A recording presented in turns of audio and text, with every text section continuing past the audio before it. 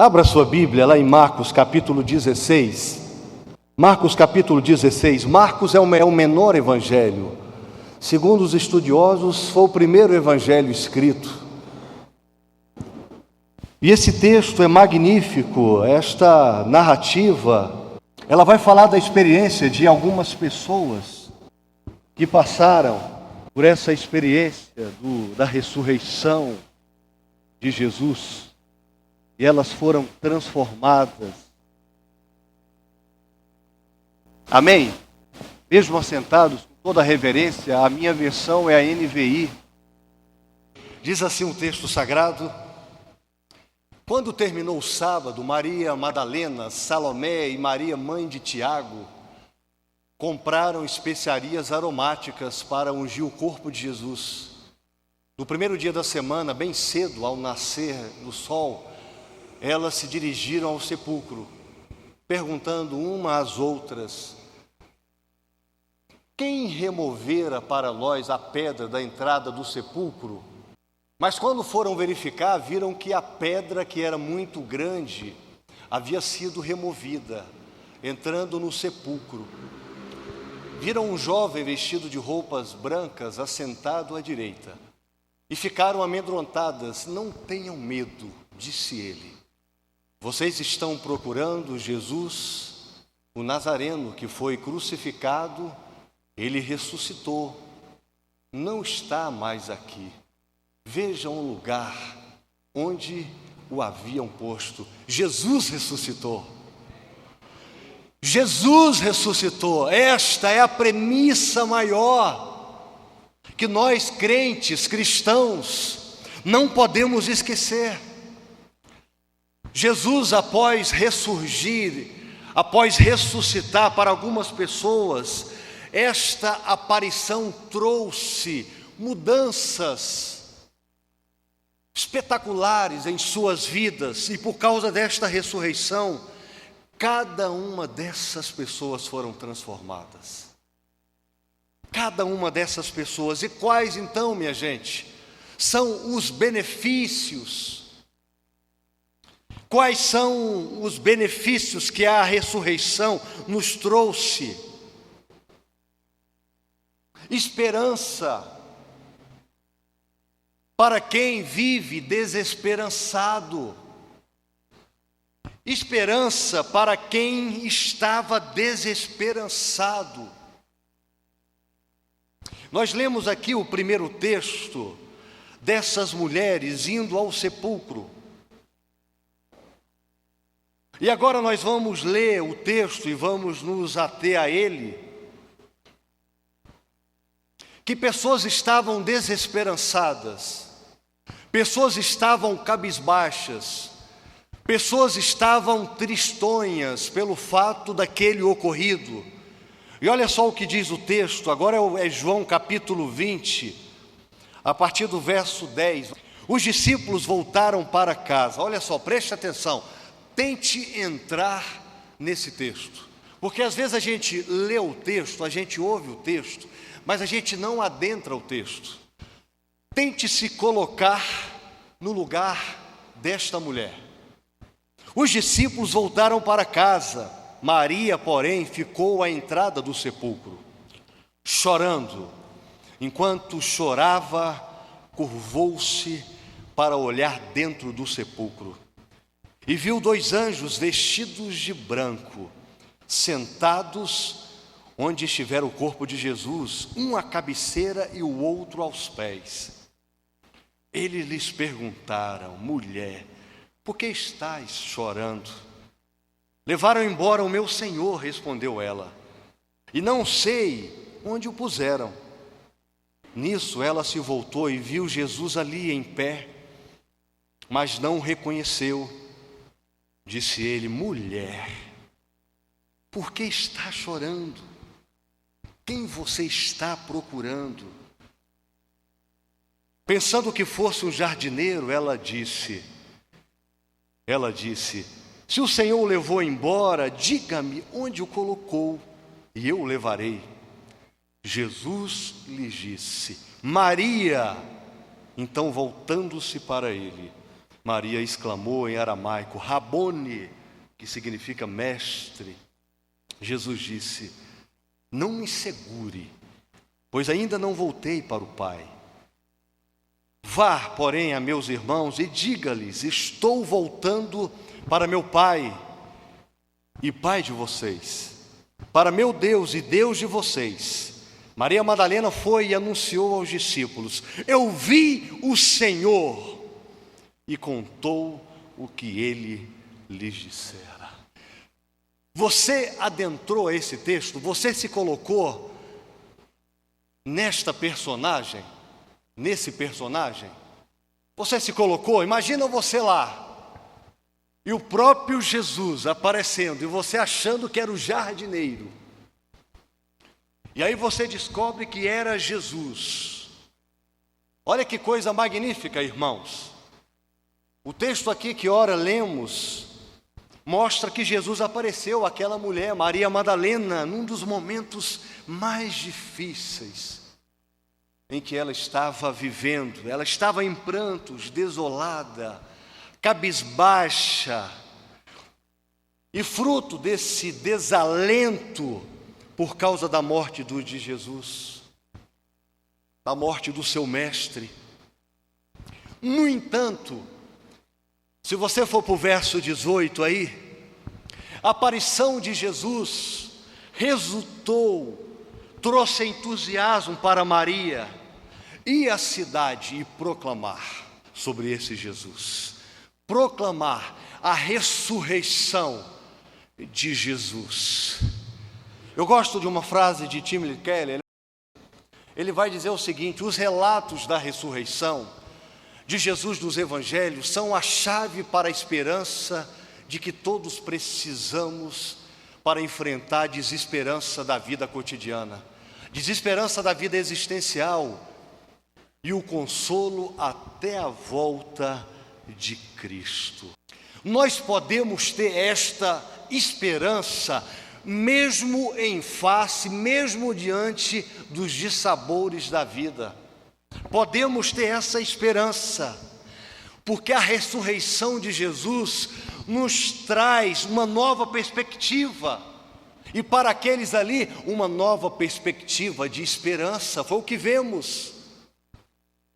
Então, em momentos de dor, em momentos de perda, como que Maria Madalena enfrentou, e ela enfrentou isso, mas ela tinha certeza que a morte não era o fim, e ela vivenciou, e ela foi consolada, um consolo profundo. Implicações para a nossa vida a partir desse texto. O texto nos ensina que nos momentos mais sombrios sempre há a possibilidade de renovação, de alegria para a vida, porque Jesus ressuscitou. O nosso mestre ressuscitou. E se o nosso mestre ressuscitou, isso leva-nos a viver nesta esperança e não a desesperança. Então, qual é a sua desesperança hoje? Jesus ressuscitou. Qual é a sua situação hoje? Jesus ressuscitou. Qual é o seu problema hoje? Jesus ressuscitou. Olhe para essa vertente. A esperança nos renova, nos encoraja a seguir em frente, a nos levarmos, a nos levantarmos, a nos transcendermos, mesmo após a queda. Mas mesmo assim podemos compartilhar esperança com os outros, assim como esta mulher fez. Ela estava ali aflita, mas ela vivenciou a ressurreição, então ela foi anunciar para outros. Então Jesus ressuscitou, guarda isso no coração. Jesus ressuscitou. Por que você está vivo? Jesus ressuscitou.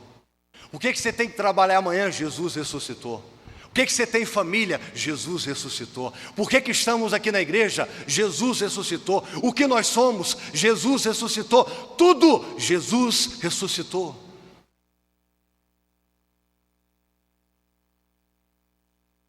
Esta exclamação tem que estar no nosso coração todo dia, para não desanimarmos diante das complexidades da vida. E muitas vezes nós vivemos olhando para baixo, porque esquecemos que Jesus ressuscitou, esquecemos que Jesus voltará, e esquecemos que Ele vai levar a igreja.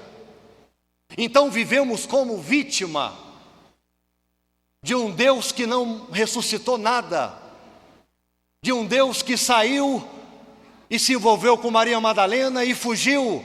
Não é esse Jesus que a igreja prega, não é esta teoria herética que a igreja prega. A teoria que não é teoria, mas é verdade, é que Jesus morreu e ressuscitou, e na linguagem paulina está na destra do Pai. É esse Jesus. Então por quê? Por que vivermos desesperançados? Hoje eu conversei com uma pessoa por telefone, quase uma hora, querendo se matar, perdeu o sentido da vida, por um problema pequeno, mas pela depressão aguda em que a pessoa está vivendo, se tornou uma tempestade. E eu li esse texto para ela. Jesus ressuscitou. Há um Deus que vela por você. Há um Deus que está à sua frente. Há um Deus que está por nós. Há um Deus que nos assiste. Há um Deus que nos vê. Há um Deus que nos enxerga. Há um Deus que não está aquém dos nossos dilemas, que não está distante. Jesus ressuscitou. Mas são tantas coisas que nos acontecem, né, gente? E que às vezes estamos como esta mulher.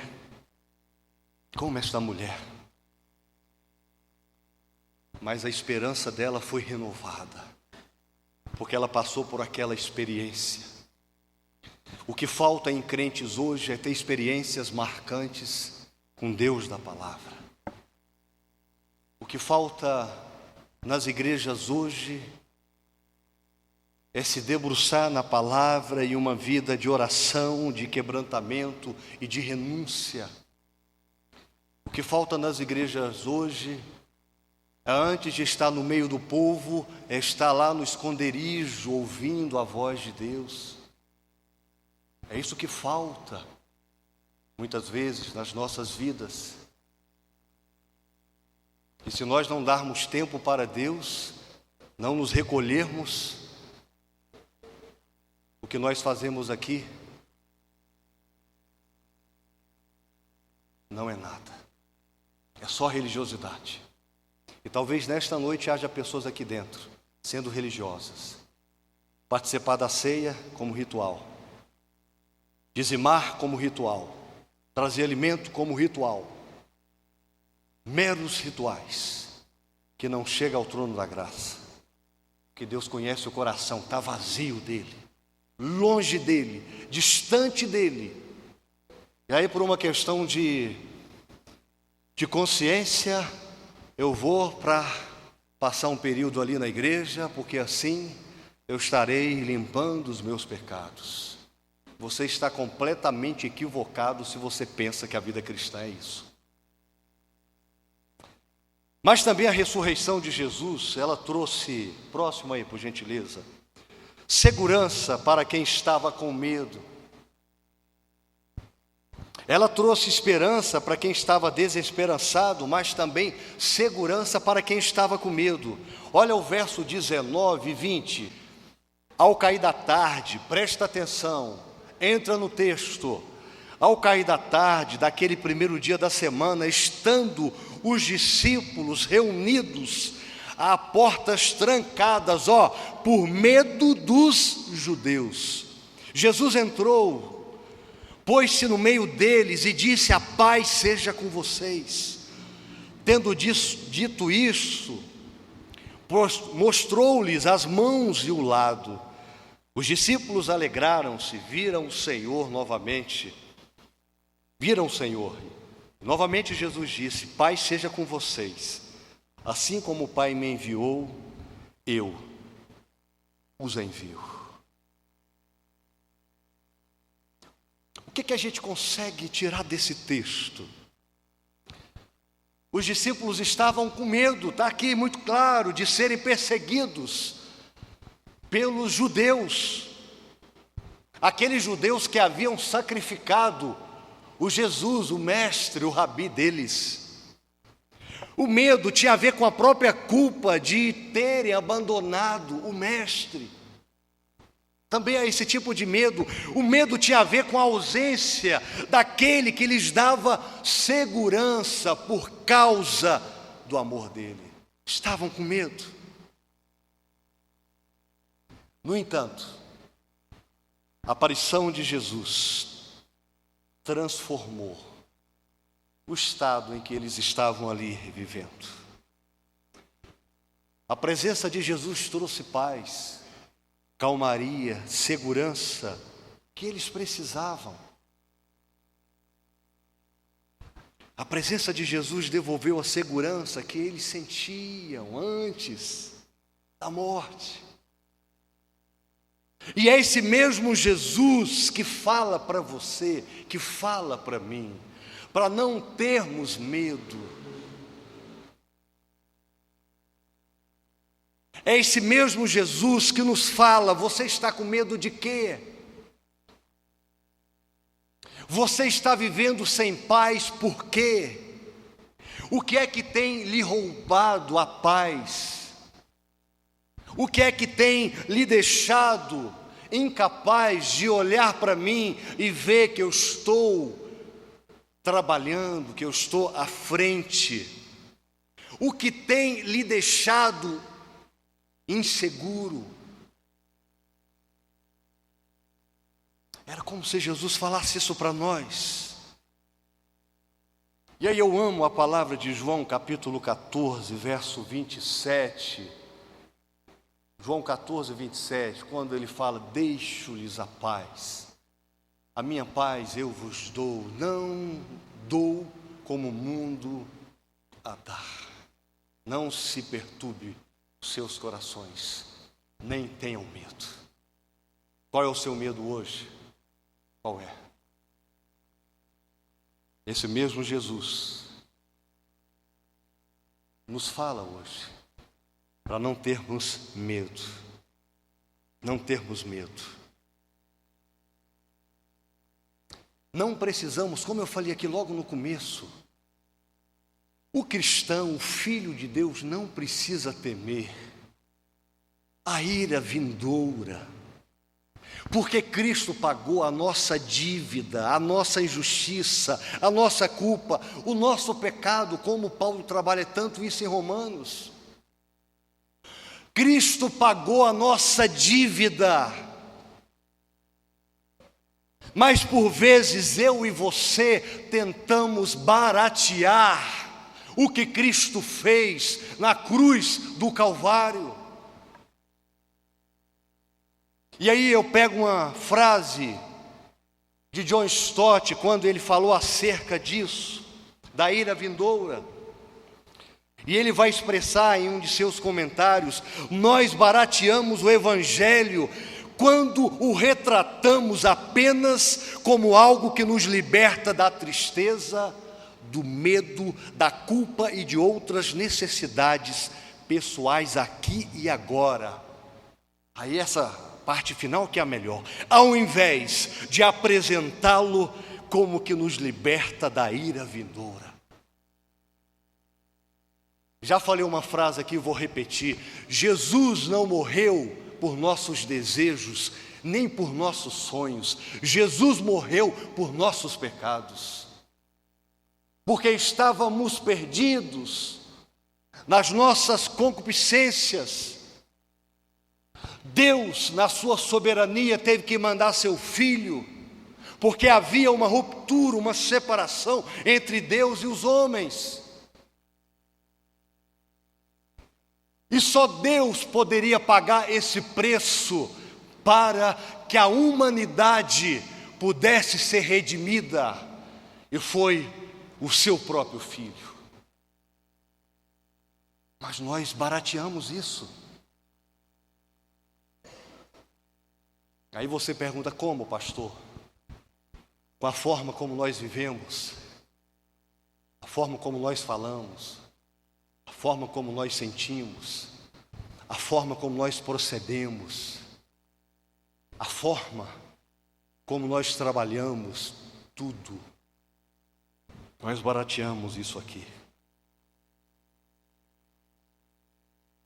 A aparição de Jesus trouxe paz aos discípulos que estavam com medo. Então lembre-se disso. Nos momentos de insegurança, nos momentos de medo, tenha esta certeza, que Cristo está com você. Tenha esta certeza, e que Ele é o único capaz de tirar os nossos medos, tirar as nossas volúpias, dissipar os nossos dilemas. A segurança que encontramos em Jesus nos permite enfrentar a vida, os problemas. Porque, queridos, olhando para a narrativa bíblica, nós entendemos que a ressurreição vai nos proporcionar a certeza que não precisamos temer, porque Deus está conosco. Mas parece que esquecemos isso. Parece que esquecemos. Mas também a ressurreição, próximo, trouxe perdão para quem estava se sentindo culpado. Perdão para quem estava se sentindo culpado. O texto vai dizer: não tenham medo, disse ele. Vocês estão procurando Jesus, o Nazareno, que foi crucificado. Ele ressuscitou. Não está aqui. Veja o lugar onde o haviam posto. Vão e digam aos discípulos dele.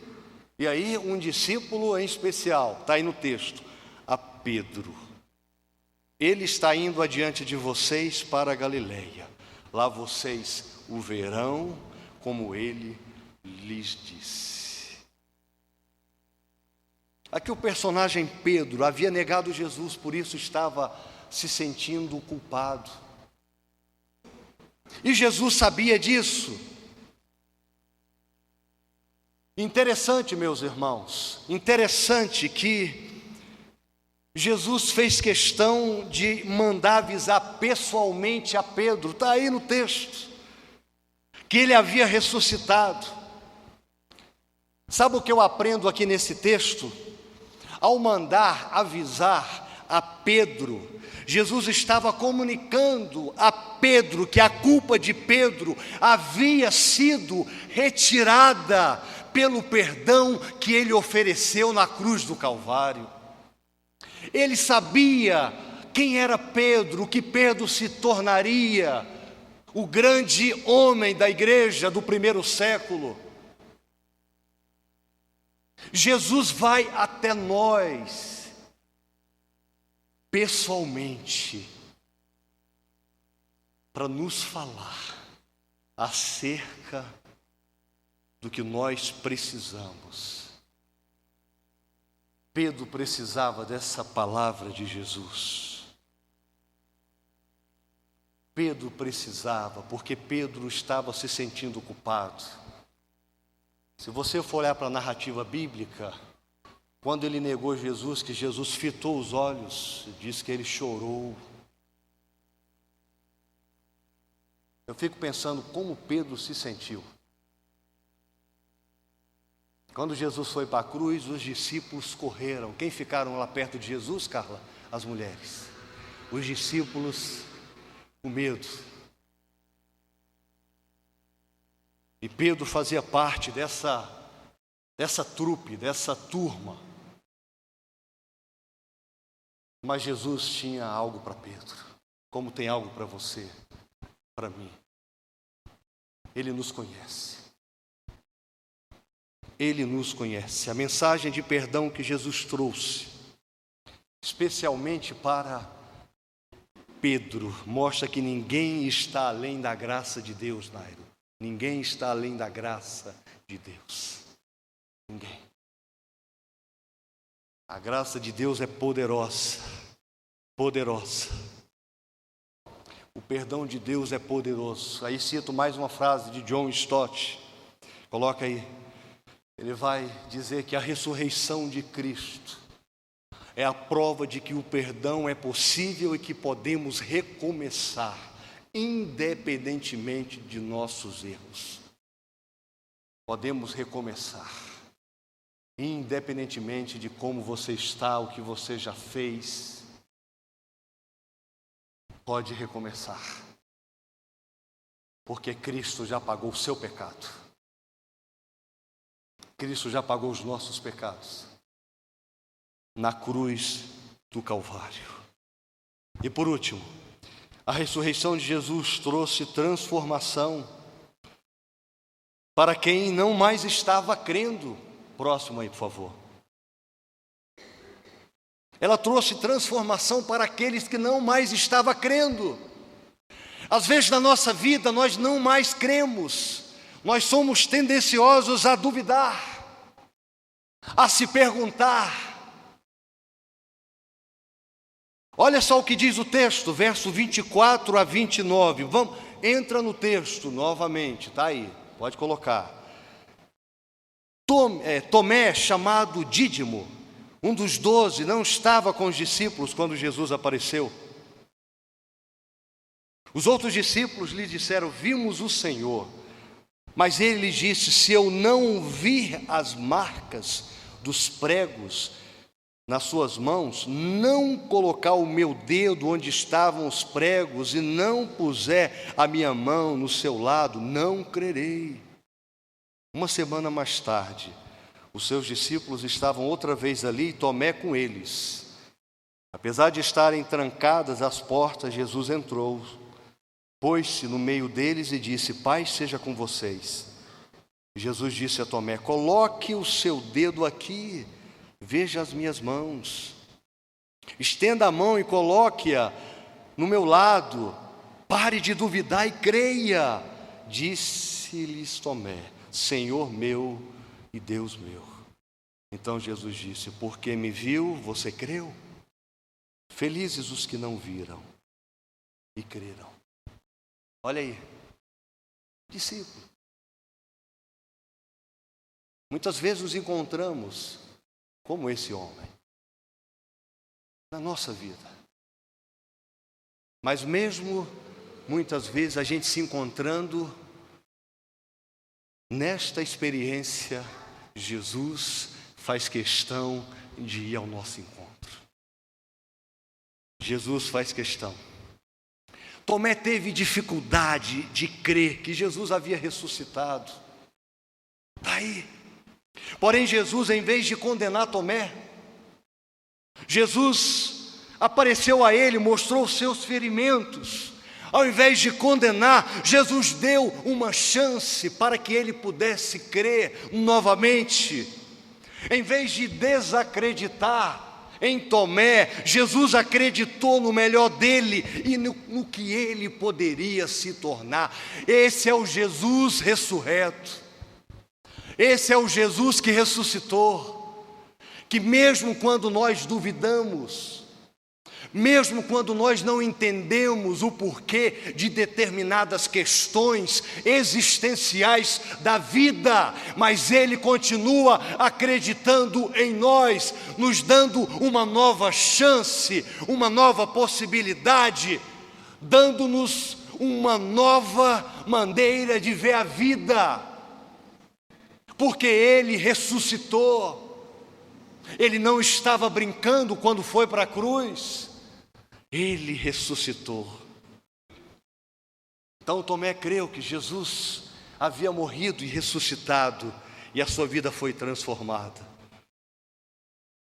Nós aprendemos aqui que nós somos como Tomé. Na nossa jornada de fé também nós duvidamos. Muitas vezes não entendemos Mas assim como Jesus deu uma nova chance para esse homem, também Ele nos dá novas chances e nos encoraja a continuar. Jesus ressuscitou. Participe desta ceia,